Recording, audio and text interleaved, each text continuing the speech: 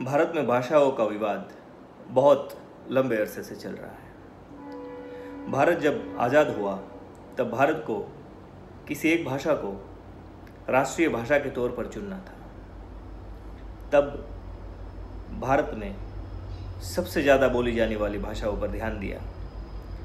तब उसमें से एक भाषा जो सबसे ज़्यादा राज्यों में बोली जाती थी उसको सिलेक्ट किया, वो हिंदी थी। तब कुछ साउथ इंडियन राज्यों में बोले जाने वाली भाषाओं को सिलेक्ट नहीं किया गया तो उनको बुरा लग गया। तमिल, जो शायद हिंदी के बाद सबसे ज़्यादा बोली जाती है और ज़्यादातर लोग जानते हैं, उनको अच्छा नहीं लगा। आज भी हम जब साउथ में जाते हैं, दक्षिण भारत में, तब वहाँ के लोग हिंदी बोलने से कतराते हैं। उनको बोलना आता भी हो, समझ में आती भी हो, फिर भी वो जवाब नहीं देते। हर कोई नहीं ऐसा होता, लेकिन कई लोग ऐसे होते हैं। ऐसा क्यों? इसको क्या सुलझाया नहीं जा सकता? क्या किसी की बुद्धि के ग्राफ को भाषा से मापा जा सकता है? बहुत सारे लोग साउथ में हिंदी बोलने में शेम फील करते हैं क्योंकि उनको वो अच्छी नहीं लगती, उन्हें आती नहीं है। सीधी बात है कि उन्हें आती नहीं है। लेकिन हमें अंग्रेजी बोलने में शेम फील नहीं होगा। वहाँ पे शेम नहीं, शेमलेस रहेंगे हम, शेम फील नहीं होगा।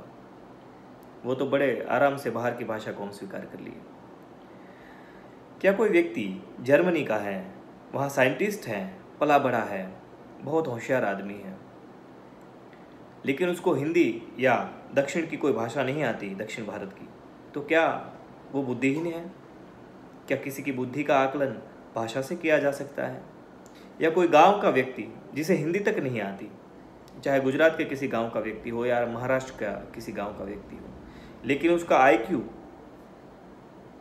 गजब का हो, तो क्या भाषा की वजह से उसको बुद्धिहीन माना जाएगा? या अंग्रेजी बोलने वाला क्या होशियार और स्मार्ट होता है? नहीं, ऐसा नहीं होता। आज मैं बात इसलिए नहीं कर रहा कि मुझे हिंदी को अच्छा ठहराना है या किसी तमिल भाषा को या साउथ इंडियन भाषा को अच्छा ठहराना है या बुरा ठहराना है। नहीं, इस विवाद को क्या सुलझाया नहीं जा सकता?